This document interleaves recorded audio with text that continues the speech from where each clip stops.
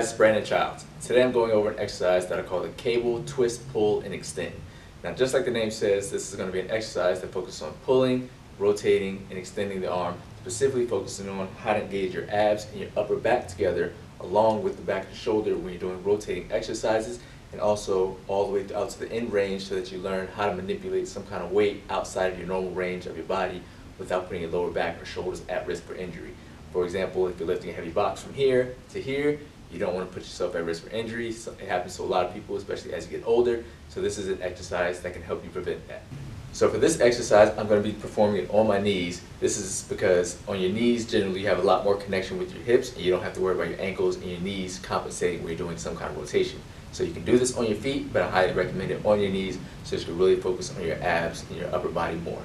So the first thing you're going to do is set up to where your shoulder directly lined up with the cable or resistance band, whichever you want to use. Start off with a light enough weight. Really you want to start with the light weight because you're doing a pulling exercise, but you're going to be pulling and extending all the way out from your body. So you're not going to be able to put on 100 pounds on the rowing machine like you normally would do. Start off, I'm basically doing 20, and I'm going to be feeling it more than I need to for this exercise. So basically, just like with a cable twist, you want to make sure that your hips are staying directly forward. You don't want to twist and turn like that because now you're putting your lower back at risk, but also you're not really working your abs as much as your hips doing all of the work. Now if you want to practice using your hips, you can, but again, I'm focusing on the abs, so that's the way we're going to do it. So keeping hips facing forward, rotate your upper body as far as you can, keeping the shoulder back engaged. You don't want to let it over pull the back of your shoulder because then you're going to put your shoulder at risk for straining. But from there, all you're going to do is the first thing you're going to do, even though my hips are forward, I'm going to engage my back, shoulder like that, to rotate and pull. So I'm pulling this left oblique ab in. The other thing I forgot to mention, always make sure your pelvis is rotating up in the front so that you're not using your lower back like I always say. So that's up in the front like that.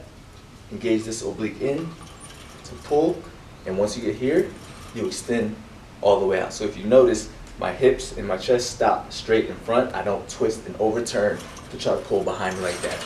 All I'm doing is pulling and extending straight out to the side. So it goes from using your obliques, your upper back, and rotate up there a little bit, to now working the back of the shoulder to extend your arm out to the side. So it's a very small twist in motion, but it will really help you teach you how to engage your abs and the back of your shoulder together. Again, when you're lifting something heavy, so if you're picking up like a big box or something that you need to move it around, you want to make sure that your abs, upper back, posterior delta are working to help protect you so that you're not putting yourself at risk for injury for the shoulders or the lower back. Thank you guys for watching. Be sure to like and subscribe, and if you have any questions or requests, make sure you leave them in the comments so that I can continue to make content that will bring out your ultra instinct.